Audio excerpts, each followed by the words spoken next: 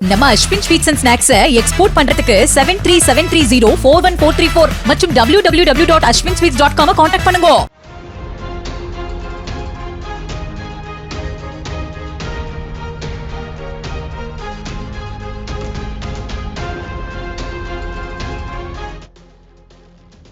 வாங்கிய கடனுக்கு முறையாக தவணை தொகை செலுத்தவில்லை என கூறி சென்னை ஈஞ்சம்பாக்கத்தில் உள்ள நடிகர் ரவிமோகனின் வீட்டில் தனியார் வங்கி அதிகாரிகள் ஜப்தி நோட்டீஸ் ஒட்டியுள்ளனர்.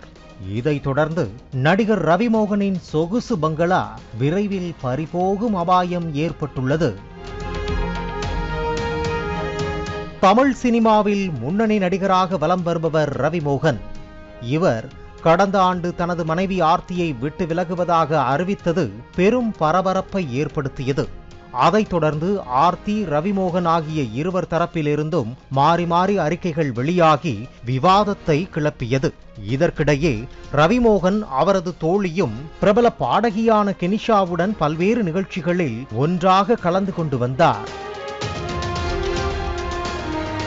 நடிகர் ரவிமோகன் ஆர்த்தியுடன் வாழ்ந்தபோது ஈசிஆரில் உள்ள ஒரு பங்களாவை தன்னுடைய மனைவி ஆர்த்தியின் பெயரில் வாங்கியதாக கூறப்படுகிறது.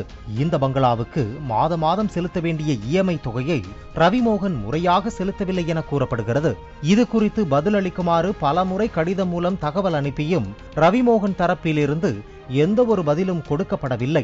அதேபோல் சுமார் 11 மாதங்கள் முறையாக தவணை கட்டாத நிலையில் கடந்த மாதம் வங்கியிலிருந்து வீட்டிற்கு நோட்டீஸ் அனுப்பப்பட்டது. அதனை ஏற்க மறுத்த ரவிமோகன் தரப்பு வங்கி அதிகாரிகளிடம் நேரடியாக வந்து பெற்றுக்கொள்வதாக கூறியதாக அப்போது தகவல் வெளியானது.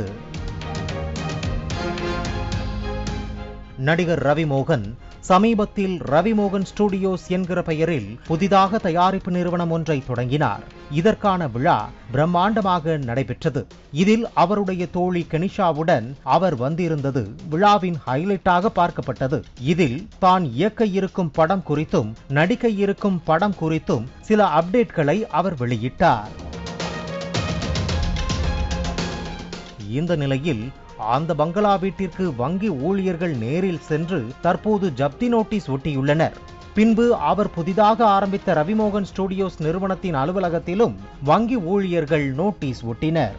அதில் வங்கிக் கடனை முடிக்க 7,64,45,000 ரூபாய் செலுத்த வேண்டும் என நோட்டீஸ் ஒட்டப்பட்டுள்ளது.